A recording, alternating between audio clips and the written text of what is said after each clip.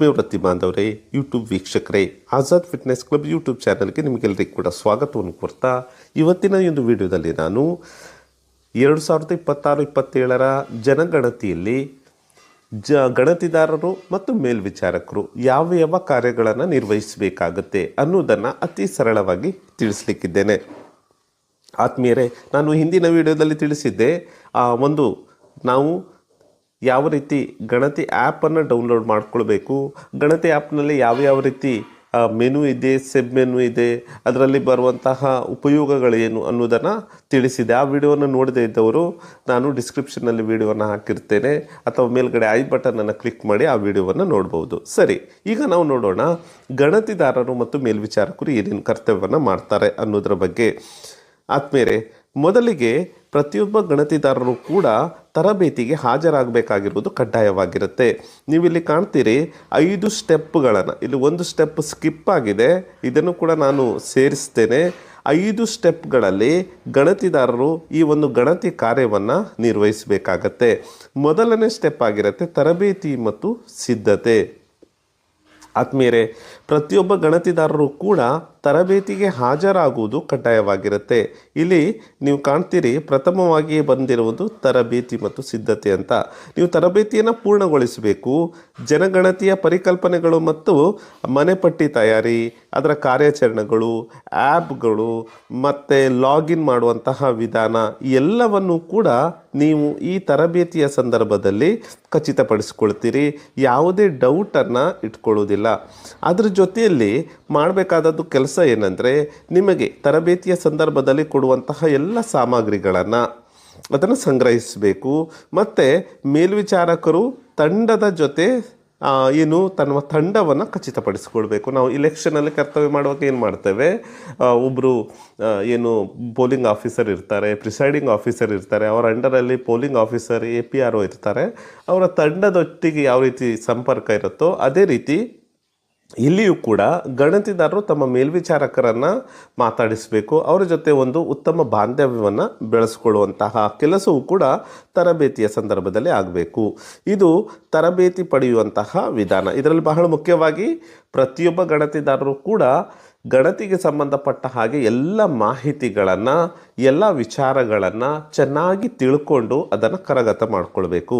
ಇಲ್ಲಿ ಒಂದು ಸ್ಟೆಪ್ಪು ಇಲ್ಲಿ ಮಿಸ್ ಆಗಿರುವಂಥದ್ದು, ಅದನ್ನು ನಾನು ಹೇಳ್ತೇನೆ. ಸ್ಟೆಪ್ 2 ಅಂತ ಹೇಳ್ಬೋದು. ಏನಂದರೆ, ಎಲ್ಲ ಗಣತಿದಾರರು ಕೂಡ ಆ್ಯಪ್ ಬಗ್ಗೆ, ಗಣತಿಯ ಆ್ಯಪ್ ಇದೆ ಆ ಆ್ಯಪ್ನ ಪರಿಚಯವನ್ನು ಮಾಡಿಕೊಳ್ಳುವಂಥದ್ದು. ಇದನ್ನು ಯಾವ ರೀತಿ ಮಾಡಬೇಕು ಅಂದರೆ, ನಾವು ಆ್ಯಪನ್ನು ಡೌನ್ಲೋಡ್ ಮಾಡಿಕೊಂಡು ಆ ಆ್ಯಪನ್ನು ಟ್ರಯಲ್ ಆಗಿ ಪ್ರಾಕ್ಟೀಸ್ ಮಾಡಬೇಕು. ಯಾವಾಗ ನಾವು ಅದನ್ನು ಪ್ರಾಕ್ಟೀಸ್ ಮಾಡ್ತೇವೆ ಆವಾಗ ನಾವು ಸುಲಭವಾಗಿ ಗಣತಿಯ ಸಂದರ್ಭದಲ್ಲಿ ಮನೆಗೆ ಭೇಟಿ ಕೊಟ್ಟಾಗ ಮಾಹಿತಿಗಳನ್ನು ಅಪ್ಲೋಡ್ ಮಾಡುವಂಥದ್ದು ಸರಳವಾಗುತ್ತೆ. ಆದ್ದರಿಂದಾಗಿ 2ನೇ ಸ್ಟೆಪ್ ನಾನು ಸಜೆಸ್ಟ್ ಮಾಡೋದೇನೆಂದರೆ, ತರಬೇತಿಗೆ ಹಾಜರಾದ ಮೇಲೆ ನಾವು ಪ್ರತಿಯೊಬ್ಬರೂ ಕೂಡ ಆ್ಯಪನ್ನು ಡೌನ್ಲೋಡ್ ಮಾಡಿಕೊಳ್ಬೇಕು. ಆದ್ಮೇಲೆ ಇನ್ನೊಂದು ವಿಷಯ ನಿಮಗೆ ತಿಳಿದಿರಲಿ, ಈ ಆ್ಯಪನ್ನು ಡೌನ್ಲೋಡ್ ಮಾಡ್ಕೊಳ್ಳಿಕ್ಕೆ ನಾವು ಗೂಗಲ್ ಪ್ಲೇಸ್ಟೋರನ್ನು ಯೂಸ್ ಮಾಡ್ತೇವೆ. ಯಾರ್ಯಾರು ಐಫೋನನ್ನು ಯೂಸ್ ಮಾಡ್ತಾ ಇದ್ದೀರಿ ಅವರು ಆ್ಯಪ್ ಸ್ಟೋರನ್ನು ವಿಸಿಟ್ ಮಾಡಿ ಅಲ್ಲಿ ಈ HLO ಆ್ಯಪನ್ನು ಡೌನ್ಲೋಡ್ ಮಾಡ್ಕೊಳ್ಬಹುದು. ಸೊ ನಿಮ್ಮ ಹತ್ರ ಸ್ಮಾರ್ಟ್ಫೋನ್ ಇರಬೇಕಾಗತ್ತೆ, ಅದಕ್ಕೆ ಆ್ಯಪ್ ಸ್ಟೋರ್ ಅಥವಾ ಗೂಗಲ್ ಪ್ಲೇಸ್ಟೋರ್ ಇರಬೇಕಾಗತ್ತೆ. ಅದು ಭದ್ರತೆಯ ಬಗ್ಗೆ ನಿಮ್ಮ ಮೊದಲ ಲಾಗಿನ್ ಮತ್ತು ಅದರಲ್ಲಿ ಲಾಗಿನ್ ಆದ ಮೇಲೆ ಪಾಸ್ವರ್ಡ್ ಚೇಂಜ್ ಮಾಡುವಂಥದ್ದು, ಇದರ ಬಗ್ಗೆ ನೀವು ಖಚಿತಪಡಿಸ್ಕೊಳ್ಬೇಕು. ಸೊ ಇದರ ಬಗ್ಗೆ ನಾನು ಸವಿಸ್ತಾರವಾಗಿ ಒಂದು ವಿಡಿಯೋವನ್ನು ಮಾಡಿದ್ದೇನೆ. ಯಾವ ರೀತಿ ಲಾಗಿನ್ ಆಗಬೇಕು, ಲಾಗಿನ್ ಆದ ಮೇಲೆ ಯಾವ ರೀತಿ ಮುಂದುವರಿಬೇಕು ಅನ್ನೋದನ್ನು ಯಾರ್ಯಾರು ವಿಡಿಯೋ ನೋಡಿಲ್ಲ ಆ ವಿಡಿಯೋವನ್ನು ನೋಡಿ ನೀವು ಈ ಆ್ಯಪನ್ನು ಬಳಸುವಂತಹ ವಿಧಾನವನ್ನು ತಿಳಿಸ್ಕೊಳ್ಬೇಕು. ಒಂದು ವಿಚಾರ ಅಂತೂ ಹೇಳ್ತೇನೆ ಇಲ್ಲಿ, ಏನಂದರೆ ಕೆಲವೊಬ್ಬರು ತಮ್ಮ ಸ್ಮಾರ್ಟ್ಫೋನ್ ವರ್ಕ್ ಆಗ್ತಾ ಇಲ್ಲ ಅನ್ನೋದನ್ನು ಕಂಪ್ಲೇಂಟ್ ಮಾಡಿದ್ದಾರೆ. ಸೊ ನೀವು ತಿಳ್ಕೊಳ್ಬೇಕಾದದ್ದು ಏನಂದರೆ, ಯಾರ್ಯಾರು ಆ್ಯಂಡ್ರಾಯ್ಡ್ ಫೋನನ್ನು ಯೂಸ್ ಮಾಡ್ತಾ ಇದ್ದಾರೆ, ಇಲ್ಲಿ 11 ಅಂತ ಕೊಟ್ಟಿದ್ದಾರೆ. ಆ್ಯಕ್ಚುಲಿ ಇದು 11 ಅಲ್ಲ, ಆ್ಯಂಡ್ರಾಯ್ಡ್ 12.0ಕ್ಕಿಂತ ಮುಂದಿನ ವರ್ಷನ್, ಸಾಫ್ಟ್ವೇರ್ ವರ್ಷನ್ ಇರುವಂತಹ ನೀವು ಸ್ಮಾರ್ಟ್ಫೋನನ್ನು ಬಳಸಿದ್ರೆ ಮಾತ್ರ ಅದು ನಿಮಗೆ ಗಣತಿಯನ್ನು ಚೆನ್ನಾಗಿ ಮಾಡಲಿಕ್ಕೆ ಸಹಕರಿಸ್ತದೆ. 12.0ಕ್ಕಿಂತ ಮೊದಲು, ಫಾರ್ ಎಕ್ಸಾಂಪಲ್ ಆ್ಯಂಡ್ರಾಯ್ಡ್ 11 ಇದೆ, 10 ಇದೆ, ಇಂಥವರು ತಮ್ಮ ಮೊಬೈಲನ್ನು ದಯವಿಟ್ಟು ನೀವು ಬದಲಾಯಿಸ್ಕೊಳ್ಬೇಕು. ಸೊ ನೀವು ಆ ಮೊಬೈಲಲ್ಲಿ ನಿಮ್ಮ ಗಣತಿ ಕಾರ್ಯವನ್ನು ಮಾಡಲಿಕ್ಕೆ ಆಗೋದಿಲ್ಲ. ಎರಡನೇದಾಗಿ ನೀವೊಂದು ವೇಳೆ iOS ಅನ್ನು ಅಂದರೆ ಐಫೋನ್, ಆ್ಯಪಲ್ ಫೋನನ್ನು ಬಳಸ್ತಾ ಇದ್ದರೆ 15.0ಕ್ಕಿಂತ ಮುಂದಿನ ವರ್ಷನನ್ನು ಇರುವಂತಹ ಫೋನನ್ನು ಮಾತ್ರ ಬಳಸಬೇಕಾಗತ್ತೆ. ರ್ಯಾಮ್ ಕನಿಷ್ಠ 4GB ಇರಬೇಕಾಗತ್ತೆ. 4GB ಮತ್ತು ಅದಕ್ಕಿಂತ ಜಾಸ್ತಿ GB ಇರುವಂತಹ ರ್ಯಾಮನ್ನು ಇರುವಂತಹ ಫೋನನ್ನು ನೀವು ಬಳಸ್ಕೊಂಡು ಈ ಗಣತಿಯನ್ನು ಮಾಡ್ಬೋದು. ನನಗೆ ಹಲವಾರು ಮಂದಿ ಪ್ರಶ್ನೆಯನ್ನು ಕೇಳಿದರು, ಸರ್ ನಮ್ಮ ಆ್ಯಂಡ್ರಾಯ್ಡ್ ಫೋನು 12.0ನ ಅಥವಾ ಅದಕ್ಕಿಂತ ಮೊದಲಿದಂತ ಹೇಗೆ ನೋಡೋದು ಅಂತ. ಆ ವಿಧಾನವನ್ನು ಕೂಡ ನಿಮಗೆ ಇವತ್ತು ನಾನು ತಿಳಿಸ್ತೇನೆ. ಆದಮೇಲೆ ನೀವು ನಿಮ್ಮ ಮೊಬೈಲಲ್ಲಿ ಮೊದಲಿಗೆ ಸೆಟ್ಟಿಂಗ್ಸಿಗೆ ಹೋಗ್ತೀರಿ. ಇಲ್ಲಿ ನೀವು ಕಾಣ್ತಾ ಇದ್ದೀರಿ, ನಾನು ಮೊಬೈಲ್ ಸೆಟ್ಟಿಂಗ್ಸಿಗೆ ಹೋಗಿದ್ದೇನೆ. ಸೆಟ್ಟಿಂಗ್ಸಿಗೆ ಹೋದ ಮೇಲೆ ಇಲ್ಲಿ ನೀವು ಕಾಣ್ತೀರಿ, ಸೆಟ್ಟಿಂಗ್ಸಲ್ಲಿ ಅಬೌಟ್ ಫೋನ್ ಅಂತ ಇದೆ. ಇಲ್ಲಿ ಅಬೌಟ್ ಫೋನ್ ಮೇಲೆ ನೀವು ಕ್ಲಿಕ್ ಮಾಡಬೇಕು. ಕೊನೆಯ ಆಪ್ಷನ್ ಅಬೌಟ್ ಫೋನ್, ಇದ್ರ ಮೇಲೆ ಕ್ಲಿಕ್ ಮಾಡಬೇಕು. ಈ ರೀತಿ ಅಬೌಟ್ ಫೋನ್ ಮೇಲೆ ಕ್ಲಿಕ್ ಮಾಡಿದಾಗ ನಿಮ್ಮ ಫೋನಿನ ಎಲ್ಲ ಪರಿಚಯವನ್ನು ಅದು ಹೇಳ್ತದೆ, ಯಾವ ಮೊಬೈಲನ್ನು ಯೂಸ್ ಮಾಡ್ತಾ ಇದ್ದೀರಿ.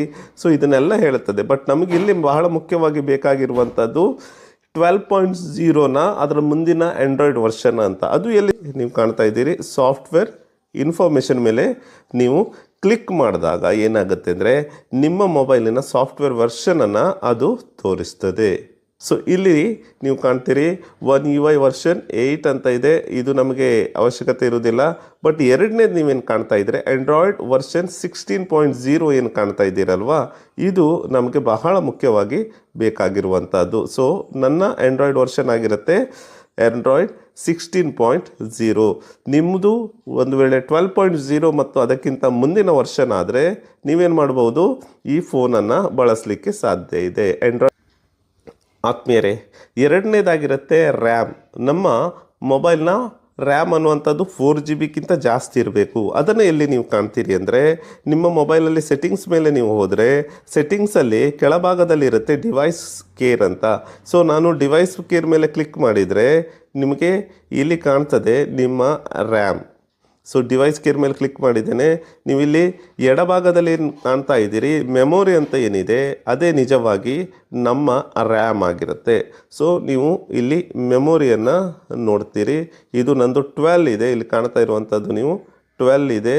ಸೊ ಇಲ್ಲಿ 12 ಅಂತ ನೀವೇನು ಕಾಣ್ತಾ ಇದ್ದೀರಿ, ಇದು 4GBಗಿಂತ ಜಾಸ್ತಿ ಇದ್ದರೆ ನೀವು ಅಂತಹ ಮೊಬೈಲಲ್ಲಿ ಗಣತಿಯನ್ನು ಮಾಡಲಿಕ್ಕೆ ಸಾಧ್ಯ ಆಗತ್ತೆ.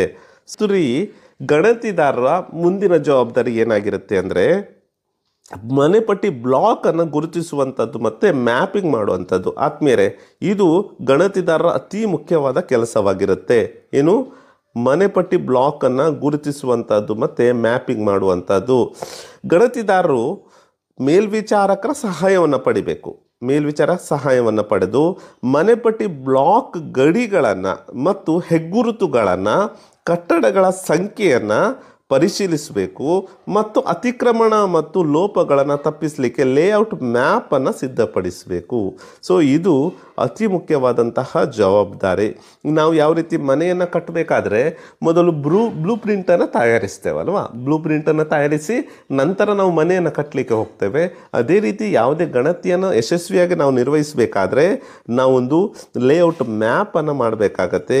ಈ ಲೇಔಟ್ ಮ್ಯಾಪನ್ನು ನಾವು ಯಶಸ್ವಿಯಾಗಿ ಮಾಡಿದರೆ ನಮ್ಮ ಗಣತಿ ತುಂಬ ಸುಲಭವಾಗಿ ನಾವು ಮಾಡಲಿಕ್ಕೆ ಸಾಧ್ಯ ಆಗುತ್ತೆ. ಸೊ ಆದ್ದರಿಂದಾಗಿ ನಾವು ಲೇಔಟ್ ಮ್ಯಾಪನ್ನು ತರಬೇತಿ ಆದ ಮೇಲೆ ಎರಡನೇದಾಗಿ ನಾವು ಮೊಬೈಲನ್ನು ಆ್ಯಪನ್ನು ಡೌನ್ಲೋಡ್ ಮಾಡಿಕೊಂಡು ಅದನ್ನು ಪ್ರಾಕ್ಟೀಸ್ ಮಾಡಿದ್ವಿ.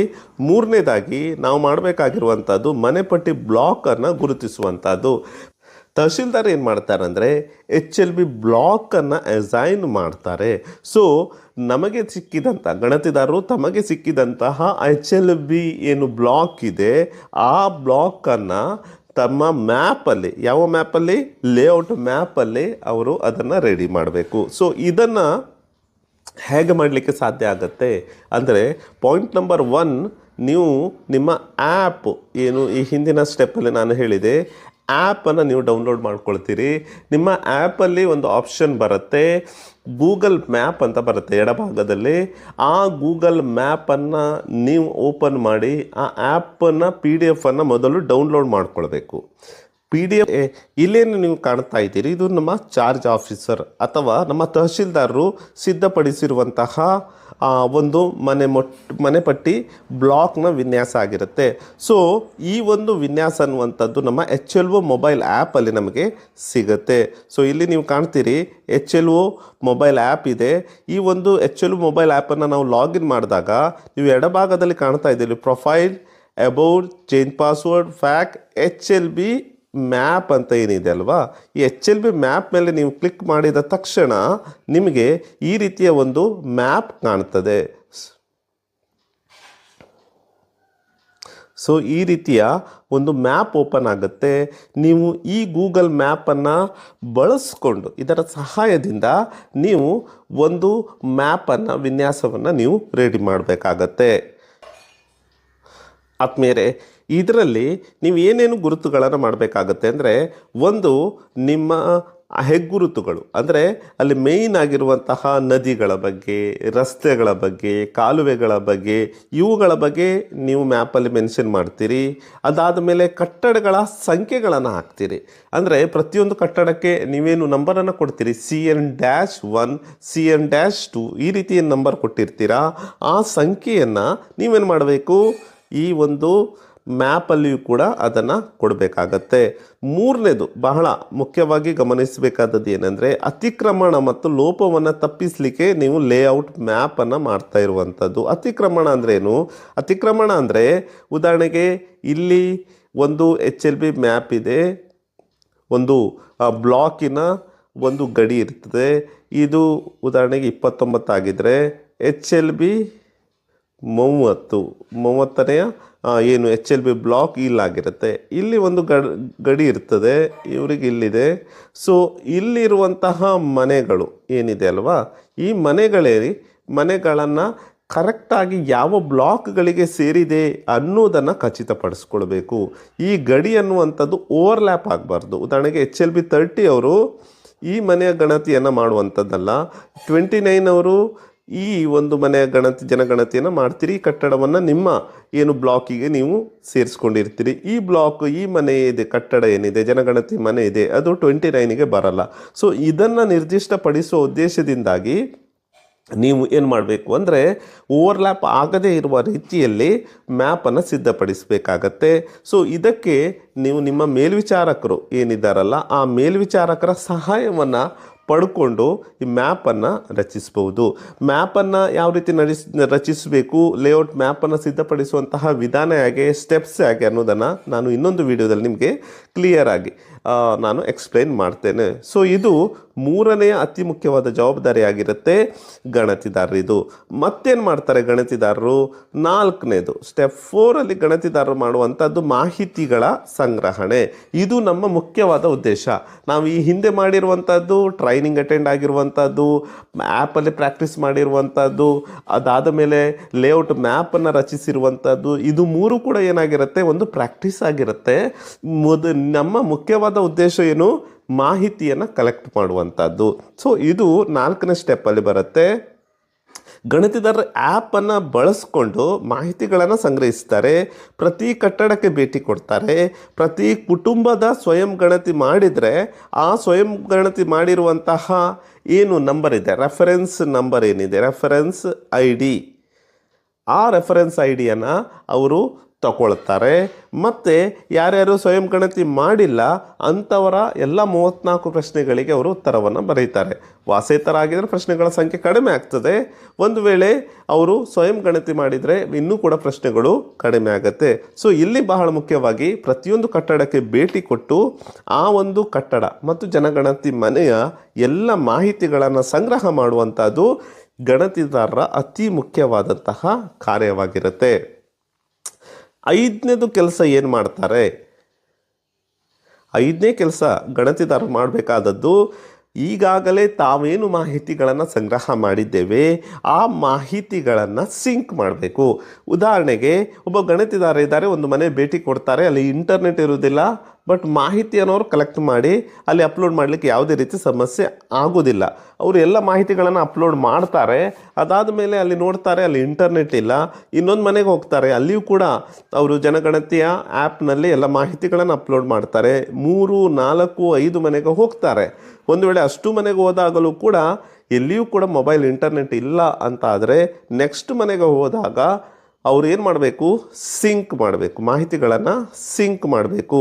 ಯಾವಾಗ ಮಾಹಿತಿಗಳನ್ನು ಸಿಂಕ್ ಮಾಡಲಾಗತ್ತೆ ಆವಾಗ ಏನಾಗುತ್ತೆ ಅಂದರೆ ಈ ಮಾಹಿತಿ ಅನ್ನುವಂಥದ್ದು ಸರ್ವರಿಗೆ ಹೋಗುತ್ತೆ, ಅಂದರೆ ಮುಂದಿನ ಸ್ಟೆಪ್ಪಿಗೆ ಹೋಗುತ್ತೆ.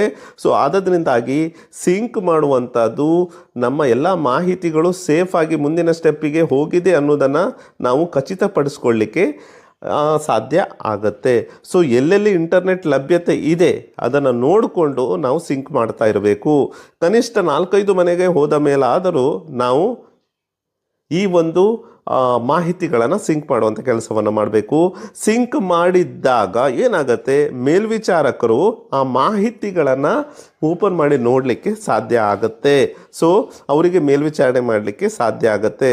ಅದೇ ರೀತಿ ಅವರು ಏನು ಮಾಡ್ತಾರೆ ಅಂದರೆ ಅದನ್ನು ಪರಿಶೀಲಿಸ್ತಾರೆ, ನೋಡ್ತಾರೆ. ಏನಾದರೂ ತಪ್ಪಿದರೆ ರೆಫರೆನ್ಸಲ್ಲಿ ಹಾಕ್ತಾರೆ, ಅದು ಟೆಕ್ಸ್ಟ್ ಮೆಸೇಜ್ ಬರುತ್ತೆ. ಅದನ್ನು ನಾನು ಇನ್ನೊಂದು ವಿಡಿಯೋದಲ್ಲಿ ನಿಮಗೆ ತಿಳಿಸ್ತೇನೆ.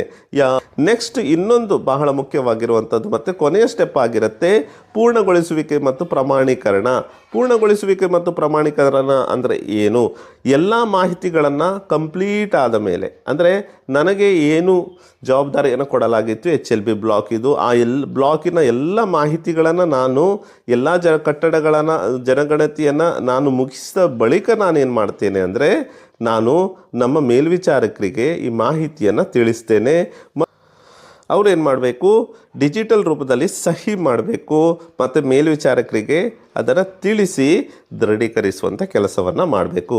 ಸೊ ಇಲ್ಲಿ 1, 2, 3, 4, 5, 6 ಕೆಲಸಗಳನ್ನು, ಅತಿ ಮುಖ್ಯವಾದಂತಹ ಜವಾಬ್ದಾರಿಗಳನ್ನು ಇಲ್ಲಿ ಗಣತಿದಾರರು ನಿರ್ವಹಿಸಬೇಕಾಗತ್ತೆ. ಸೊ ಹಾಗಾದರೆ ಇನ್ನೂ ಕೂಡ ಅದನ್ನು ಸ್ಟೆಪ್ ಬೈ ಸ್ಟೆಪ್ ಕೊಡೋದಾದರೆ ನಾನು ಹೇಳಬೇಕಾದ್ರೆ ಮೊದಲಿಗೆ ನಾವು ಮಾಡಬೇಕಾದದ್ದು ತರಬೇತಿಗೆ ಹಾಜರಾಗುವಂಥದ್ದು. ಎರಡನೇ ಕೆಲಸ ನಾವು ಮಾಡಬೇಕಾದದ್ದು HLB ಆ್ಯಪನ್ನು, ಟ್ರಯಲ್ ವರ್ಷನ್ ಆ್ಯಪನ್ನು ಡೌನ್ಲೋಡ್ ಮಾಡಿಕೊಂಡು ಅದನ್ನು ಪ್ರಾಕ್ಟೀಸ್ ಮಾಡುವಂಥದ್ದು. ಮೂರನೇದು ನಾವು ಮಾಡಬೇಕಾಗಿರುವಂಥದ್ದು ನಿಯೋಜಿಸಲಾಗಿರುವಂತಹ ನಮ್ಮ HLB ಏನು ಬ್ಲಾಕ್ ಇದೆ ಅದರ ಕಟ್ಟಡ ಮತ್ತು ಜನಗಣತಿ ಮನೆ ಇದು ಯಾವುದೇ ರೀತಿ ಲೋಪ ಇಲ್ಲದ ಹಾಗೆ ನಕ್ಷೆಯನ್ನು ತಯಾರಿಸುವಂಥದ್ದು. ಅದನ್ನು ಇಲ್ಲಿ ಕೆಳಗಡೆ ಕೊಟ್ಟಿದ್ದಾರೆ. ಮನೆ ಬಟ್ಟಿ ವಿನ್ಯಾಸ ಬ್ಲಾಕನ್ನು ರಚಿಸುವುದು ಅಂತ ಕೊಟ್ಟಿದ್ದಾರೆ. ಇದೆರಡು ಒಂದೇ ಆಗಿರುತ್ತೆ. ಸೊ ಅದಾದ ಮೇಲೆ ನಾವು ಬಹಳ ಮುಖ್ಯವಾಗಿ ನಮ್ಮ ಆ್ಯಪನ್ನು ಬಳಸ್ಕೊಂಡು ಮಾಹಿತಿಗಳನ್ನು ಸಂಗ್ರಹ ಮಾಡುವಂಥದ್ದು. ಅದಾದ ಮೇಲೆ ಮಾಹಿತಿಗಳನ್ನು ಅಪ್ಲೋಡ್ ಮಾಡುವಂಥದ್ದು, ಸಿಂಕ್ ಮಾಡುವಂಥದ್ದು. ಹಾಗಾದರೆ ಮೇಲ್ವಿಚಾರಕರು ಏನು ಮಾಡ್ತಾರೆ? ಮೇಲ್ವಿಚಾರಕರು ಮಾಡಬೇಕಾದದ್ದು ಕೆಲಸ ಏನಂದರೆ ನಿಮಗೆ ನೀಡಲಾಗಿರುವಂತಹ ಮನೆ ಬಟ್ಟಿ ಬ್ಲಾಕ್ಗಳಿಗೆ ನಿಯೋಜಿಸಿದ ಎಲ್ಲರೂ ತರಬೇತಿಗೆ ಹಾಜರಾಗಿದ್ದಾರಾ, ಗಣಿತದಾರರು ಎಲ್ಲರೂ ಹಾಜರಾಗಿದ್ದಾರಾ ಅನ್ನೋದನ್ನು ಅವರು ನೋಡ್ತಾರೆ. ಅದಾದ ಮೇಲೆ ಅವರು ಎರಡನೇದಾಗಿ ನೋಡ್ತಾರೆ ಏನಂದರೆ ಮನೆಪಟ್ಟಿ ಬ್ಲಾಕ್ ಗಡಿಗಳು ಮತ್ತು ಗಡಿಗಳ ಮೇಲಿನ ಹೆಗ್ಗುರುತುಗಳನ್ನು ಪರಿಶೀಲಿಸಿ ಏನಾದರೂ ಬದಲಾವಣೆ ಬೇಕಾದರೆ ಅವರು ಚಾರ್ಜ್ ಅಧಿಕಾರಿಗೆ ತಹಶೀಲ್ದಾರಿಗೆ ತಿಳಿಸ್ತಾರೆ. ಸೊ ಇದನ್ನು ಮಾಡುವಂಥದ್ದು ಮನೆಪಟ್ಟಿ ಬ್ಲಾಕ್ನ ಗಡಿಗಳನ್ನು ಗುರುತಿಸುವಂಥದ್ದು ಗಣತಿದಾರ ಕೆಲಸವಾಗಿರುತ್ತೆ. ಮೇಲ್ವಿಚಾರಕರ ಸಹಾಯವನ್ನು ಪಡಿತಾರೆ. ಮೇಲ್ವಿಚಾರಕರು ಮತ್ತು ಗಣಿತದಾರರು ಇಬ್ಬರು ಸೇರಿಕೊಂಡು ಈ ಒಂದು HLB ಏನು ವಿನ್ಯಾಸ ಮ್ಯಾಪ್ ಇದೆ ಅದನ್ನು ರಚಿಸ್ತಾರೆ. ನೆಕ್ಸ್ಟ್ ಅವ್ರು ಮಾಡಬೇಕಾದದ್ದು ಎಲ್ಲ ಮನೆಪಟ್ಟಿ ಬ್ಲಾಕ್ಗಳನ್ನು ಒಳಗೊಂಡಂತಹ ಮೇಲ್ವಿಚಾರಣಾ ವೃತ್ತ ಲೇಔಟ್ ಮ್ಯಾಪನ್ನು ತಯಾರಿಸಬೇಕು. ಇದರ ಬಗ್ಗೆ ಕೆಲವರಿಗೆ ಗೊಂದಲ ಇತ್ತು, ಅದು ಹೇಗೆ ಅಂತ. ಉದಾಹರಣೆಗೆ ಒಬ್ಬರು ಗಣತಿದಾರರಿಗೆ 7 ಜನಗಣತಿ ಬ್ಲಾಕಿನ ಗಣತಿದಾರರು ಬಂದಿದ್ದಾರಂತಾದರೆ ಇವ್ರು ಏನು ಮಾಡ್ತಾರೆ, ಸೂಪರ್ವೈಸರ್ ಏನು ಮಾಡ್ತಾರೆ ಅಂದರೆ ಉದಾಹರಣೆಗೆ 1, 2, 3, 4, 5, 6, 7. ಸೊ ಹೀಗೆ ಅವರಿಗೆ ಸಂಬಂಧಪಟ್ಟ ಗಣತಿದಾರರ ಏನು ಗಣತಿದಾರರಿದ್ದಾರೆ. So 6, 7 okay. ಸೊ ಇದು HLB ಸಂಖ್ಯೆ, ಹೌಸ್ ಲಿಸ್ಟ್, ಬ್ಲಾಕ್ ಸಂಖ್ಯೆಗಳು.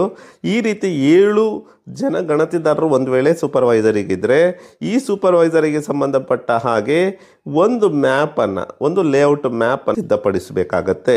ಸೊ ಅದನ್ನೇ ಇಲ್ಲಿ ತಿಳಿಸಿರುವಂಥದ್ದು. ನೆಕ್ಸ್ಟ್ ಅವರು ಏನು ಮಾಡ್ತಾರೆ ಅದಾದ ಮೇಲೆ ಅವರ ಕೆಲಸವಾಗಿರುತ್ತೆ, ಮುಂದಿನ ಕೆಲಸವಾಗಿರುತ್ತೆ, ಗಣತಿದಾರರು ಮಾಹಿತಿಗಳನ್ನು ಮೇಲ್ವಿಚಾರಕರು ಆ್ಯಪ್ ಮತ್ತು ಕ್ಷೇತ್ರ ಪರಿಶೀಲನೆ ಮೂಲಕ ಪೂರ್ವ ವೀಕ್ಷಿಸಿ ಪರಿಶೀಲಿಸಬೇಕು. ಇಲ್ಲಿ ಗಣತಿದಾರರು ತುಂಬಿರುವಂತಹ ಏನು ಮಾಹಿತಿಗಳು ಇನ್ಫಾರ್ಮೇಷನ್ ಏನಿದೆ ಅದು ಸರಿಯಾಗಿದೆಯಾ ಅನ್ನೋದನ್ನು ಪರಿಶೀಲನೆ ಮಾಡುವಂಥದ್ದು ಒಂದು ಆ್ಯಪ್ ಮೂಲಕ. ಎರಡನೇದು ಅವರು ಕ್ಷೇತ್ರವನ್ನು ಭೇಟಿ ಕೊಟ್ಟು ಆ ಪ್ಲೇಸನ್ನು ಆ ಲೊಕೇಶನಿಗೆ ಹೋಗಿ ಅಲ್ಲಿಯೂ ಕೂಡ ಅವರು ಪೂರ್ವ ವೀಕ್ಷಿಸ್ಬೋದು. ಅಲ್ಲಿಯೂ ಕೂಡ ಅವರು ಹೋಗಿ ವೀಕ್ಷಣೆ ಮಾಡಿ ಮಾಹಿತಿಗಳನ್ನು ಸರಿಯಾಗಿದೆಯಾ ಅನ್ನೋದನ್ನು ಅವರು ದೃಢೀಕರಿಸ್ಬೋದು. ಈ ಒಂದು ಕೆಲಸವನ್ನು ಮುಖ್ಯವಾಗಿ ಮೇಲ್ವಿಚಾರಕರು ಮಾಡ್ತಾರೆ. ಮತ್ತು ಕೊನೆಯದಾಗಿ ಅವರು ಮಾಡುವಂಥ ಕೆಲಸ ಏನಂದರೆ ಮನೆ ಪಟ್ಟಿ ಬ್ಲಾಗ್ಗಳ ನಡುವೆ ಯಾವುದೇ ಪ್ರದೇಶ ಅಥವಾ ಬೇರೆ ಬ್ಲಾಗ್ಗಳ ಪ್ರದೇಶ ಸೇರಿಕೊಂಡಿರುವುದಿಲ್ಲ ಅನ್ನೋದನ್ನು ಖಚಿತಪಡಿಸಿಕೊಳ್ಬೇಕು. ಮತ್ತು ಎಲ್ಲ ಮನೆ ಪಟ್ಟಿ ಬ್ಲಾಗ್ಗಳನ್ನು ಪೂರ್ಣವಾಗಿ ಮಾಡಲಾಗಿದೆ ಅನ್ನೋದನ್ನು ಅವರು ಖಚಿತಪಡಿಸಿಕೊಳ್ಬೇಕು. ಇದು ನಾನು ಗಣತಿದಾರ ಕೆಲಸ ಹೇಳುವಾಗ ನಾನು ಹೇಳಿದ್ದೆ, ಒಂದು ವೇಳೆ ಬೌಂಡ್ರಿಯನ್ನು ನಿಗದಿಪಡಿಸುವಂಥದ್ದು, ಡಿಸೈಡ್ ಮಾಡುವಂಥದ್ದು, ಒಬ್ಬರು ಗಣತಿದಾರರು ಮತ್ತು ಗಣತಿದಾರ 1 ಗಣತಿದಾರ 2 ಇವರ ನಡುವಿನ ಈ ಬೌಂಡರಿ ಏನಿದೆ ಅಲ್ವಾ, ಈ ಬೌಂಡರಿಯನ್ನು ಡಿಸೈಡ್ ಮಾಡುವಂಥದ್ದು ಒಂದು ಗಣತಿದಾರರು, ಇನ್ನೊಂದು ಸೂಪರ್ವೈಸರ್ಸ್. ಇವರಿಬ್ಬರು ಸೇರಿಕೊಂಡು ಈ ಏನು ಗಡಿ ಇದೆ ಅದನ್ನು ನಿರ್ದಿಷ್ಟಪಡಿಸಬೇಕು. ಯಾವುದೇ ರೀತಿ ಓವರ್ಲ್ಯಾಪ್ ಆಗದೇ ಇರೋ ಹಾಗೆ ಎಲ್ಲ ಗಣತಿಗೆ ಸಂಬಂಧಪಟ್ಟ ಕಟ್ಟಡಗಳು, ಜನಗಣತಿ ಮನೆಗಳು ಕಂಪ್ಲೀಟ್ ಆಗುವ ರೀತಿಯಲ್ಲಿ ಮಾಡುವ ರೀತಿಯಲ್ಲಿ ಮೇಲ್ವಿಚಾರಕರು ಗಣತಿದಾರರಿಗೆ ಸಹಕಾರವನ್ನು ಕೊಡ್ತಾರೆ.